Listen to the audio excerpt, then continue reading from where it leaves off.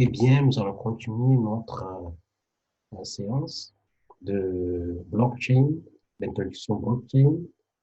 Et je parlais des caractéristiques de blockchain.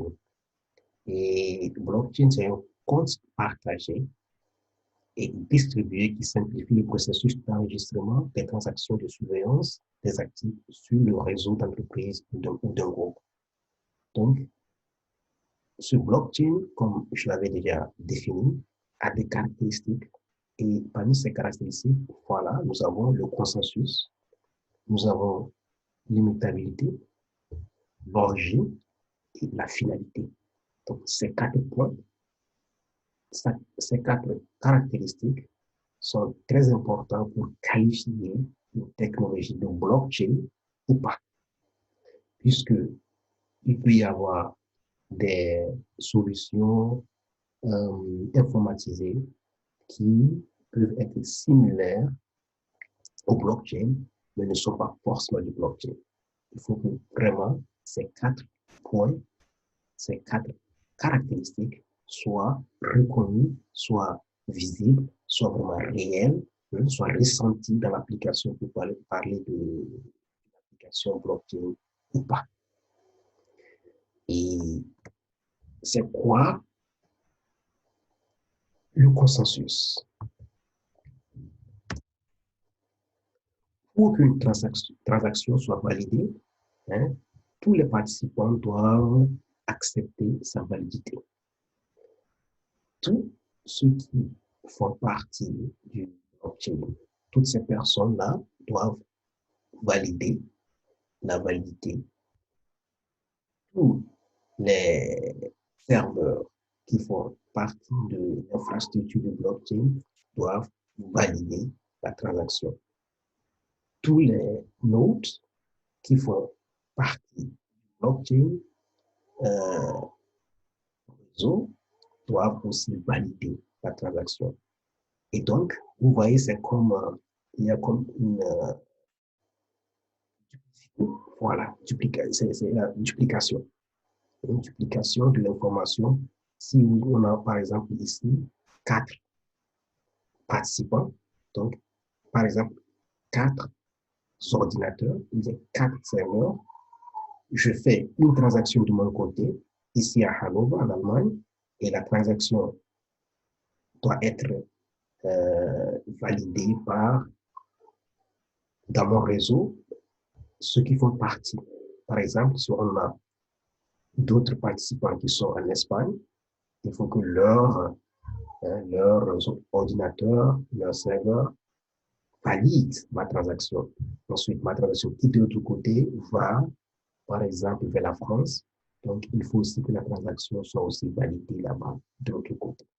Donc, c'est validé réciproquement et c'est après avoir été validé réciproquement que la transaction est bonne et que la transaction peut être ajoutée au bloc.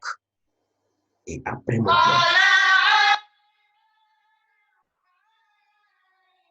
on parlera du blockchain.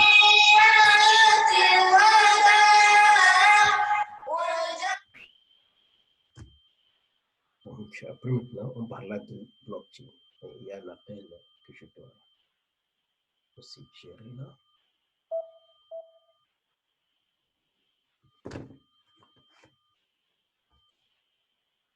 Donc, l'immutabilité, pourquoi? Parce que aucun participant ne peut manipuler une transaction une fois qu'elle a été enregistrée dans le compte. Lorsque quelqu'un initie une transaction, tu veux envoyer par exemple du Bitcoin, hein, et tu inities la transaction fait son départ et elle arrive maintenant dans le blockchain. Donc, tu ne peux plus, hein, euh, faire demi-tour. La transaction est partie, elle ne peut plus revenir. Et tu envoies un Bitcoin à quelqu'un, hein, dans sa porte-monnaie. Donc, ça va là-bas. Et après, avant d'arriver là-bas, ça arrive d'abord au niveau du blockchain général. Lorsque ça arrive au niveau du blockchain général, automatiquement, tu ne peux plus encore faire revenir ce que tu as transféré. Donc, tu ne peux pas faire des fraudes aussi. Donc, c'est parti et la transaction est documentée. Voilà. Donc, si une transaction est défectueuse, l'erreur doit être inversée à l'aide d'une nouvelle transaction qui est effectuée. La nouvelle transaction maintenant permet de corriger la transaction précédente qui a été défectueuse.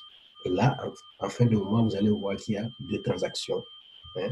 La transaction première qui est partie, qui est défectueuse, et une transaction seconde de l'autre côté qui vient pour te faire retourner ce que tu as envoyé par erreur. Voilà, c'est ça. Et l'autre caractéristique que nous avons vue, c'est l'origine. Donc, les participants savent d'où viennent les biens et comment leurs droits de propriété ont changé au fil du temps. Pourquoi? Parce que dans le blockchain, c'est tout un mécanisme de documentation du passé, du présent. Donc, si demain devient le présent, si nous sommes un samedi, demain le dimanche, on sera demain le dimanche. Donc, toutes les transactions qui ont été effectuées aujourd'hui, le présent, le samedi, seront dans le blockchain. Donc, les transactions qui ont été effectuées le vendredi, y sont. Celles du samedi, y sont. Et ainsi de suite. Donc, on verra que on sait l'origine, c'est-à-dire de ce bien, et on sait aussi qui a été le propriétaire, hein, ou vendredi, qui a été le propriétaire de l'objet là. Le samedi, qui est le propriétaire de l'objet. Le dimanche, qui sera aussi le propriétaire de l'objet.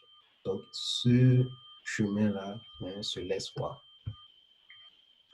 Et ensuite, la finalité. Et la finalité, c'est un point très important dans blockchain, hein, parce que c'est un seul compte commun qui est l'autorité centrale pour déterminer la responsabilité d'un actif ou l'achèvement d'une transaction. Donc, il y a un endroit comme une autorité centrale qui maintenant valide, c'est-à-dire qui est responsable pour la création du bloc.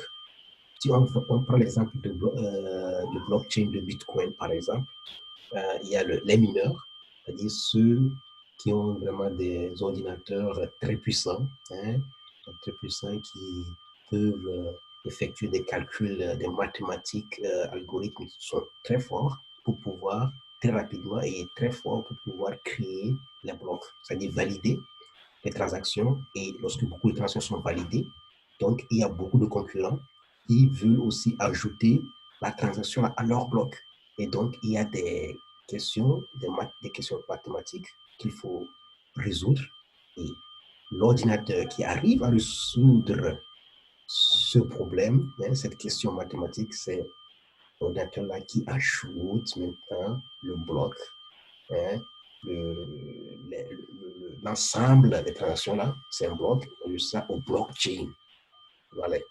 Donc, c'est ça l'achèvement d'une transaction et c'est ça qui, en quelques mots, résume cette finalité du blockchain. Maintenant, passons à l'historique du blockchain. Je vous ai donné l'aperçu, la définition du blockchain, ensuite les caractéristiques du blockchain et l'historique maintenant de blockchain. La situation d'avant l'apparition de blockchain est très importante pour comprendre l'historique, comment le blockchain est né et comment le blockchain a évolué. Donc, si on connaît l'historique un peu, on connaît hier, comment ça a été sans blockchain, qu'est-ce qui a poussé les gens à avoir des idées de créer le blockchain. Donc, on va mieux comprendre lorsque les gens ont commencé à initier cette nouvelle technologie. Et lorsque les gens ont commencé aussi à créer le blockchain. Donc, en regardant hier, comment a été hier, c'est très important de prendre les exemples hein, au niveau de l'argent. Et l'argent comptant, par exemple, l'argent liquide, n'est disponible que pour les transactions locales et relativement faible. Donc à faible montant. Pourquoi je le dis, par exemple, si une compagnie qui est ici en Europe et qui a un site en Afrique du Sud veut payer, par exemple, ses employés qui sont en Afrique du Sud, vu que la compagnie est la compagnie mère qui est ici en Allemagne, et, ou bien un projet, voilà, disons un projet qu'ils veulent faire en Afrique du Sud. Donc, l'argent qu'ils ont à mettre, à dépenser dans ce projet-là, ils veulent envoyer l'argent là vers l'Afrique du Sud.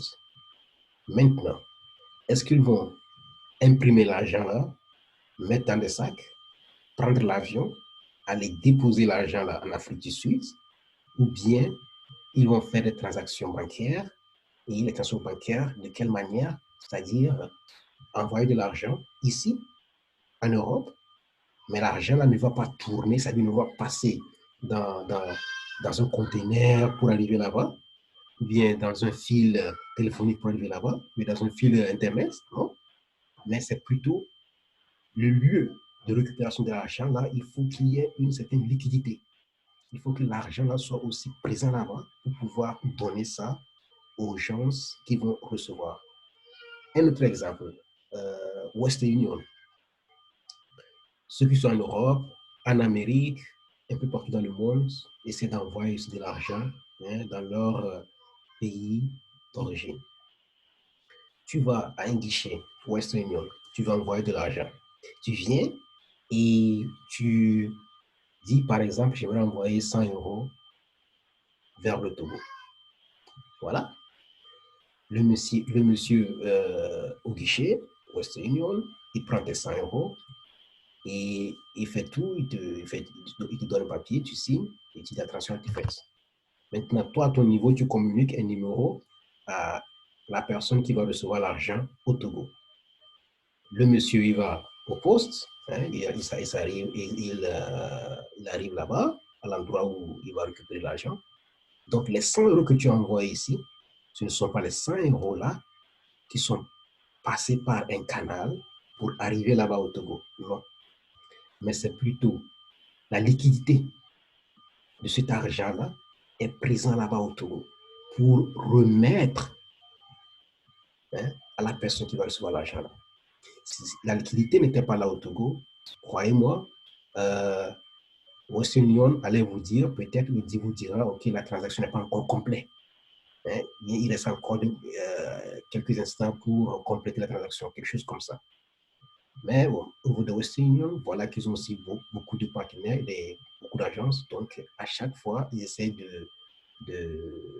d'avoir cette liquidité-là, hein, cet argent-là présent dans la destination. Et croyez-moi, hein, si une grande somme se fait bouger, et ils ont des difficultés parce qu'ils n'ont pas ça sur place pour débloquer. Donc, et c'est ça le problème de l'argent. Hein, parce que l'argent, pour certaines transactions, ça prend du temps. Et des fois aussi, c'est pas possible de faire bouger facilement certaines grandes sommes. Ça, c'est le 1. Le 2, maintenant, la période entre la transaction et la facturation peut être longue.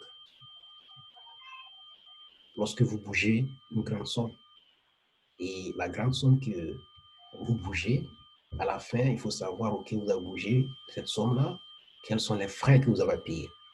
Par exemple, si quelqu'un, ou si par exemple, il veut acheter une voiture, il voit la personne chez qui il veut acheter la voiture, et la personne lui dit, OK, il faut d'abord me transférer l'argent sur mon compte et afin que je te fasse parvenir le contrat d'achat et la voiture aussi. Vous faites la transaction le vendredi et ça arrive d'abord au niveau de la banque.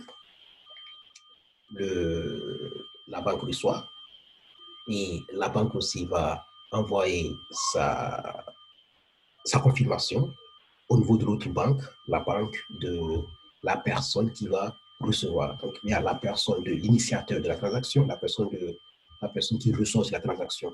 Donc, et la banque qui reçoit là, de l'autre côté, maintenant, cette banque va aussi euh, prendre du temps pour pouvoir vous dire, OK, la transaction est bonne. Ça dépend aussi des régions, ça dépend aussi des pays, ça dépend aussi des continents. Ça va prendre du temps. Et la facturation, afin que le propriétaire de la voiture reçoit l'argent de son compte et que ça soit validé, ça prend 2 ou 3 jours. Et avant que lui te donne une facture, OK, voilà, voilà le document qui montre que la voiture, elle vous appartient maintenant. Donc, ça a pris du temps. Et ce sont les réalités avant l'avènement du blockchain. Les dépenses aussi multiples et la nécessité d'un examen par des tiers où la participation d'intermédiaires augmente vraiment le niveau d'inefficacité. Hein.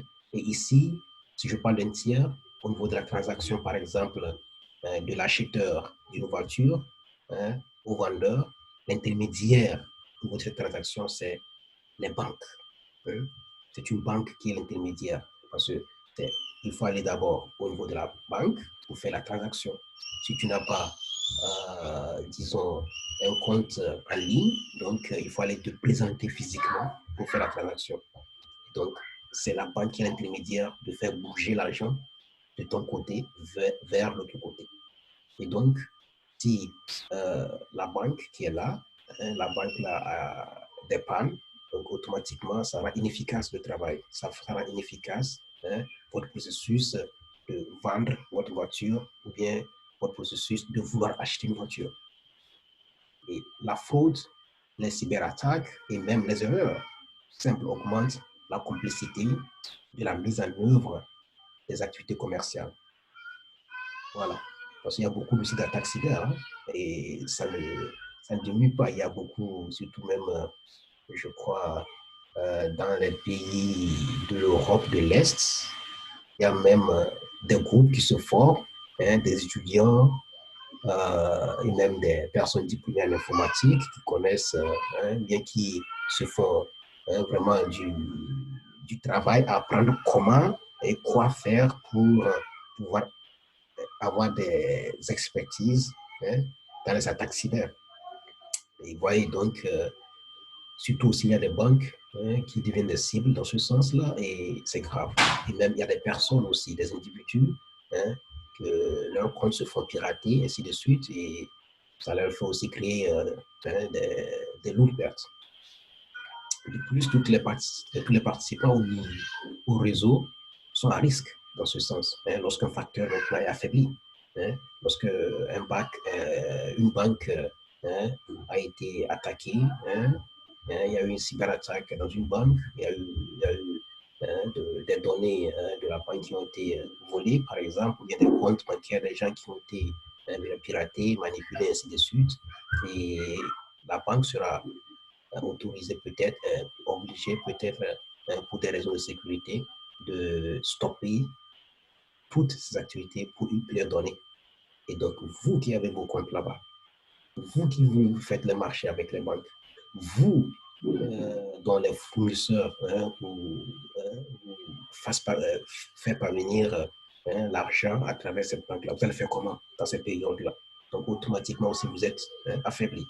Les organisations de cartes de crédit ont pratiquement créé aussi des plateformes et applications où il est difficile d'y accéder facilement. On a l'exemple de Mastercard, l'exemple de Visa Card, et c'est pas facile à tous les marchands d'avoir accès à ces plateformes-là pour pouvoir aussi permettre sur leur marché leurs clients d'acheter, par exemple, avec des cartes de crédit. C'est pas tout le monde parce qu'il y a beaucoup de processus qui y sont et aussi il y a des formalités qu'il faut remplir.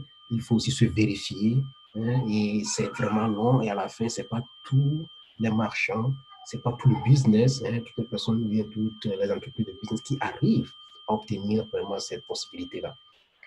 Et enfin, on a vraiment aussi ce point qui est très important, c'est-à-dire il y a la moitié de l'humanité, parce que la moitié, comme ça, la moitié de l'humanité, comme ça, qui n'a pas accès à un compte bancaire. Et donc, doit utiliser, par exemple, des systèmes de paiement parallèles pour développer des transactions. Hein? Imaginez, je reste toujours dans l'exemple du Togo, et vous allez dans un village où il y a à peine d'électricité, et dans un village, il n'y a pas de banque. Donc, il n'y a personne qui, par exemple, a, euh, ils ont un compte bancaire. Il n'y a pas de banque, donc tu peux avoir ton compte bancaire dans le village. Voilà, mais tu veux aussi recevoir de l'argent pour pouvoir t'en sortir. Hein, si tu as des connaissances, bien des parentés, bien des personnes qui sont à l'extérieur, bien quelque part ailleurs, hein, à la capitale, à Lomé, qui sont là, mais qui veulent t'envoyer de l'argent, mais tu n'as pas de compte bancaire dans ton village. Donc, tu feras comment?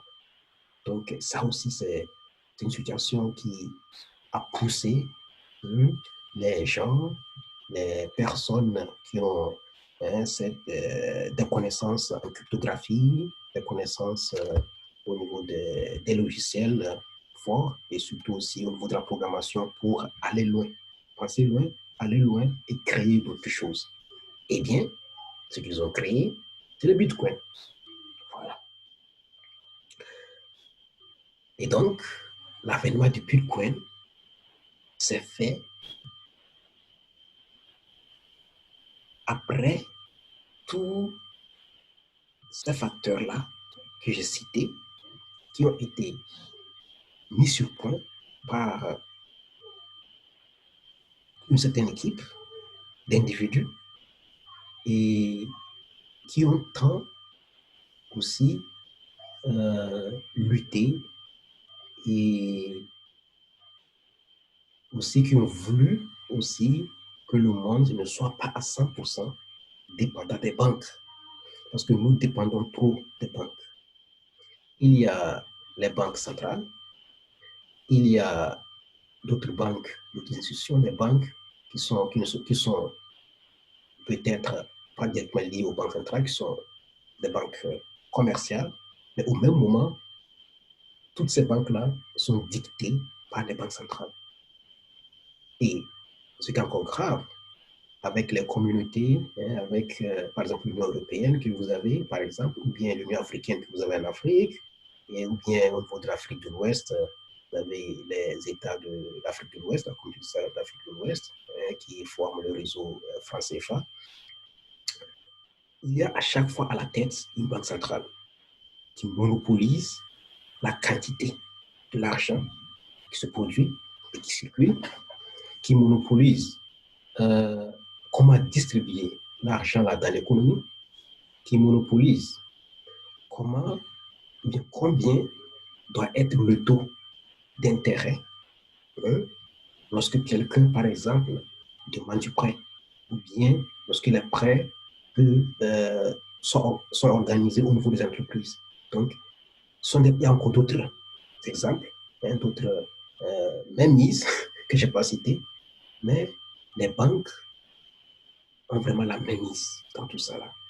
Et ce sont des points très importants, surtout que le monde évolue beaucoup et les régions que nous avons dans le monde entier ne sont pas les mêmes. Ils ne sont pas aussi développés de la même façon. Donc, il faut permettre à toute région dans le monde entier d'être indépendante, financièrement et au même moment aussi au niveau de la technologie, de s'exprimer aussi et de ne pas trop hein, euh, subir les conséquences de cette même mise des banques centrales dans le monde entier. Et donc, euh, Bitcoins, le Bitcoin qui a été créé, donc, ces Bitcoins-là sont comme une solution conçue pour réduire la complexité, les vulnérabilités de sécurité, les inefficacités et les coûts associé au système de transaction actuel que nous avons. C'est une efficacité. Ça prend du temps, c'est cher. Les banques ils vous demandent aussi des frais. Si tu envoies de l'argent avec Western Union, il y a aussi des frais à payer, ainsi de suite. La complexité, tu veux payer une voiture, il faut faire un virement bancaire, tu ne peux pas, hein, toi et le vendeur de la voiture, communiquer directement. Il y a à chaque fois un intermédiaire, et c'est la banque. La banque n'est pas là, il y a le jour férié, c'est le week-end, la transaction n'est pas encore arrivée. Donc, tu n'as pas ce que tu veux acheter. Et vulnérabilité, au niveau de sécurité, parce qu'il y a les cyberattaques. Les banques peuvent être attaquées. Donc, et les banques aussi peuvent perdre beaucoup de choses. Et donc, ça rend tout ça là, ça rend complexe. Et donc, le Bitcoin est là comme une solution pour réduire tout ça là.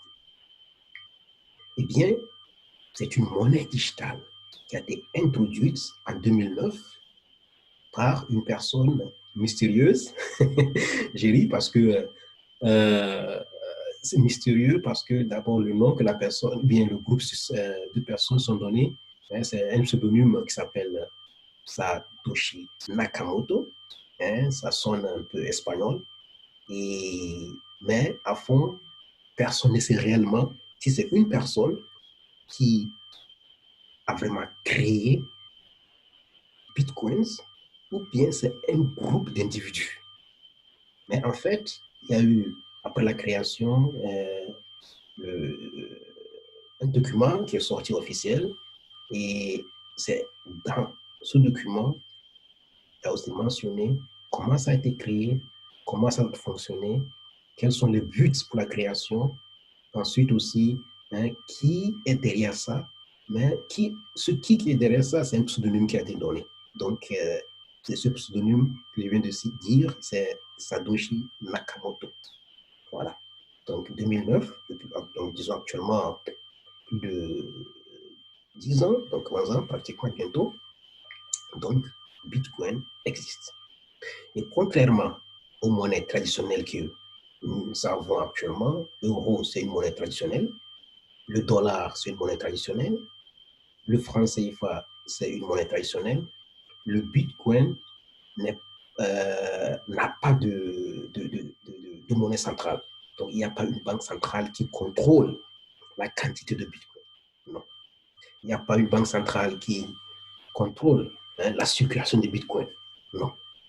Il n'y a pas une banque centrale qui, qui aussi va contrôler le taux d'intérêt, hein, pour le Bitcoin en fonction des opérations géopolitiques dans le monde entier avec la cause de la politique, avec des bouleversements à gauche, à droite.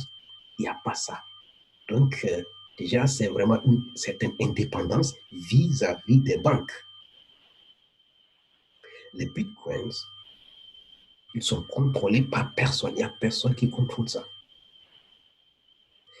Et ces Bitcoins ont été frappés comme des pièces en dollars ou en euros, c'est-à-dire, ils ont les signes, hein, c'est B, ensuite quelques traits là en haut et en bas, et ils sont promus par les gens ou de plus en plus par les entreprises du monde entier travaillant avec des ordinateurs qui exécutent des logiciels pour résoudre vraiment des énigmes mathématiques et des solutions mathématiques, des problèmes mathématiques qu'il faut résoudre pour pouvoir, hein, émettre maintenant le Bitcoin. Et donc, les Bitcoins ne sont pas basés sur une autorité monétaire centrale qui surveille, qui examine ou approuve les transactions et contrôle la masse monétaire, non, mais plutôt, Bitcoin est basé plutôt sur un réseau informatique peer-to-peer. C'est-à-dire, peer-to-peer veut dire de serveur vers un autre serveur. C'est-à-dire, ce sont les ordinateurs, ce sont des serveurs, ce sont des nodes qui communiquent entre eux en fonction du blockchain, en fonction des régularités et en fonction de la programmation Bitcoin qui a été mise en place. Et donc, ce réseau informatique peer-to-peer composé de systèmes d'utilisateurs. Voilà, similaire au réseau, par exemple, que nous connaissons comme BitTorrent ou Skype, par exemple, que nous utilisons. Donc, voilà, hein, l'avènement de Bitcoin. Je viens de donner quelques phrases. Voilà. Et maintenant, regardons à peu près les avantages de Bitcoin. Et d'abord, au niveau de rentabilité. Les bitcoins n'ont pas besoin d'intermédiaires. Donc, automatiquement, vous économisez de l'argent. Lorsque vous voulez payer vos employés, une compagnie qui paie ses employés en bitcoin, par exemple, donc la compagnie n'a pas besoin, après avoir lancé la paye dans son système à la fin du mois, d'envoyer l'argent d'abord dans une banque. La banque, de son côté, prend peut-être 1-2 journées, prend l'argent là, tourne l'argent là avec les actions, achète des actions, fait des bénéfices, et après maintenant, retourne l'argent là dans les comptes des employés de l'entreprise là. Parce qu'il y a des entreprises, chaque mois, selon le grand nombre qu'ils ont d'employés, mais ils payent leur salaire peut-être avec des centaines de millions par mois. Donc, et voyez-vous, centaines de millions que l'entreprise vire vers la banque, que la banque normalement, doit virer vers les employés de l'entreprise. La banque profite, même si c'est une journée, faire du business avec de l'argent. Ça, c'est un. Et de l'autre côté, maintenant aussi, il y a les frais. Il y a les frais. Lorsque tu fais bouger beaucoup d'argent sur une compte, il y a des frais qui sont ce n'est pas gratuit. Donc, tu paies aussi des frais là-dessus. Et voilà que tu décides de payer tes employés directement avec le Bitcoin. Donc, tu les payes directement. Et eux, maintenant, ils reçoivent l'argent dans leur portefeuille digital. Voilà. Et il n'y a pas une banque qui va vous demander de payer encore des frais de transaction. Ça se passe et c'est encore rapide. Et un autre avantage, c'est l'efficacité. L'information sur une transaction est enregistrée une fois et accessible à toutes les parties prenantes par le biais du réseau distribué. Et c'est quoi le réseau distribué? Je l'ai déjà expliqué. Parce que le blockchain n'est pas seulement fixé sur un seul endroit, on peut le départager sur les différents serveurs, les différents nodes, et à travers maintenant la technologie de peer-to-peer, donc les ordinateurs communiquent pour pouvoir valider les transactions. Et donc c'est efficace. Et sûr, c'est aussi un avantage, c'est sûr, le blockchain est sûr, et la sécurité du blockchain. Pourquoi? Parce que le compte blockchain est immutable. Vous ne pouvez pas faire de fraude. Non. Vous faites une transaction, la transaction doit quitter de A aller à B.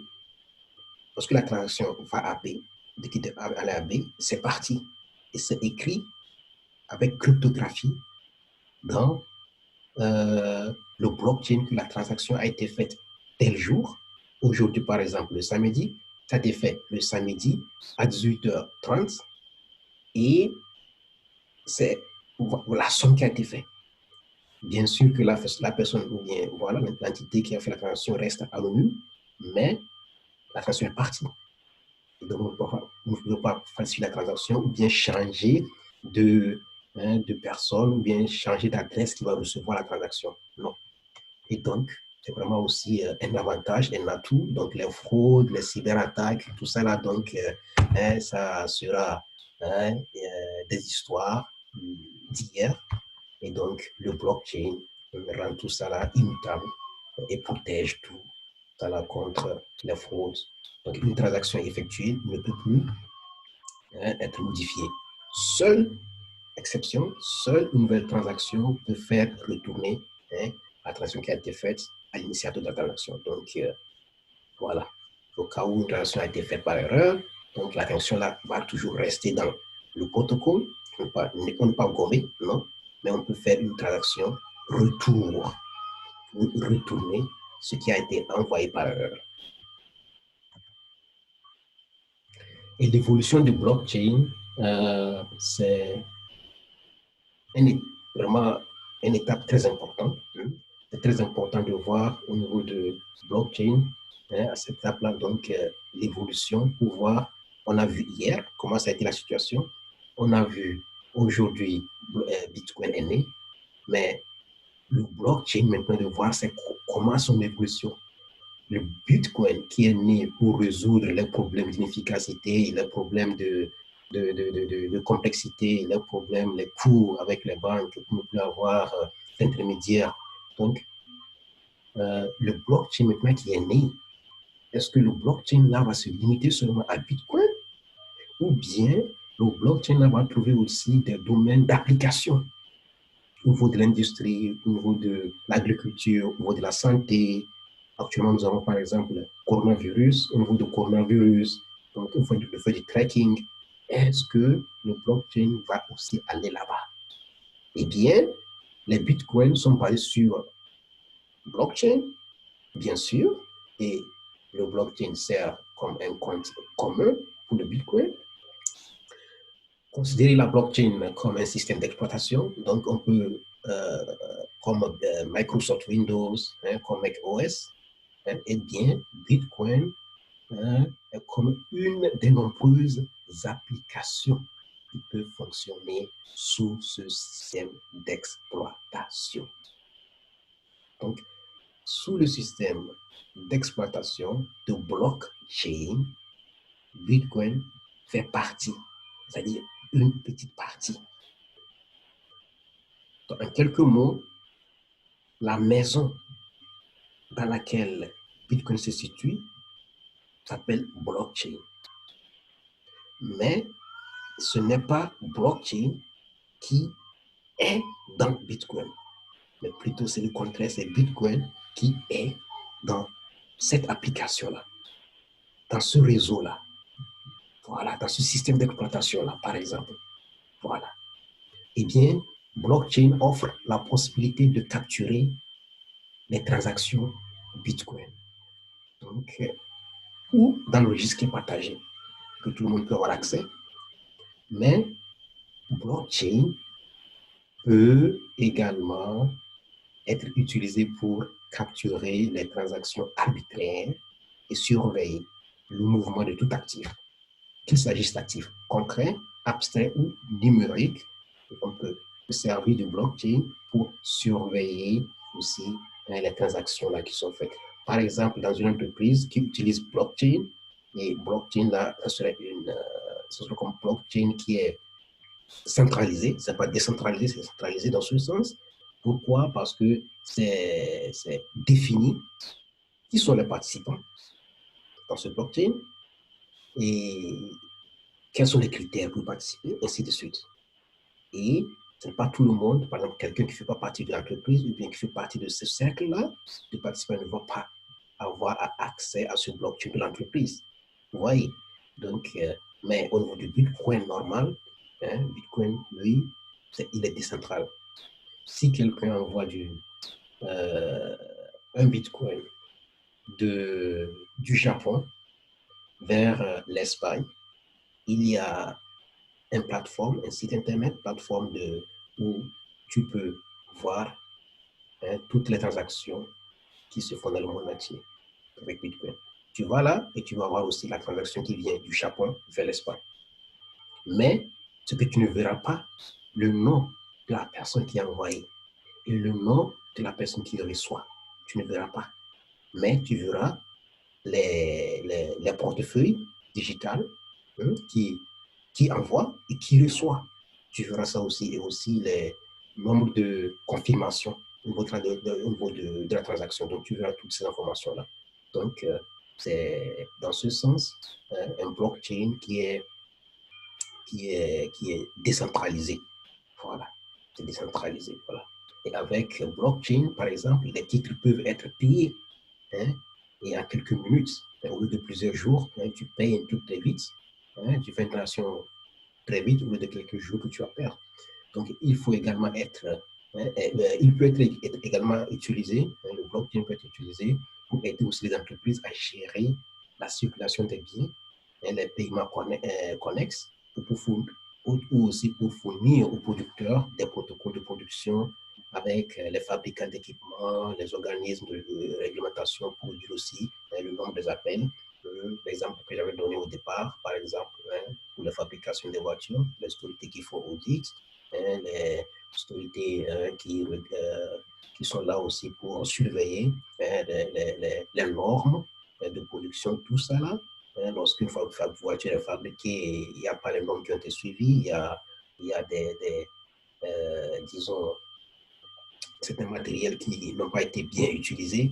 Vous voyez, hein, et après, peut-être même la voiture est fabriquée, vendue, et après quelques mois, et même ça fait des années, il y a des rappels qui se font. Et le producteur de la voiture fait des rappels à certaines séries de voitures qui ont été produites dans le passé. Et donc, tout ça là peut être évité grâce au blockchain, parce qu'il y a la transparence. Donc, ceux qui font le contrôle peuvent directement contrôler pendant la production et ce n'est pas la fin de la production et vendue qu'on fait des rappels des voitures. Donc, en quelques mots, blockchain et Bitcoin n'est pas le même. Blockchain offre la possibilité de capturer et de stocker les transactions Bitcoin, mais peut être utilisé dans des cas d'utilisation beaucoup plus que Bitcoin. L'exemple que j'avais donné, la maison, l'application, la plateforme blockchain. Et donc, Bitcoin n'est qu'une partie, n'est qu'une application, n'est que, on a un smartphone, par exemple, et dans le smartphone, on a WhatsApp, vous avez Messenger, vous avez Facebook, vous avez vos calculatrices, vous avez beaucoup de choses. Et Bitcoin, peut-être, dans le smartphone, peut représenter une calculatrice, mais le smartphone ne se limite pas là-bas. Il y a les fonctionnalités pour téléphoner, d'envoyer des messages, ainsi de suite. Donc, Bitcoin n'est pas le premier cas. Bitcoin n'est que le premier cas d'utilisation pour blockchain. Donc, c'est l'origine de blockchain et c'est ça au départ qui a initié la création de blockchain.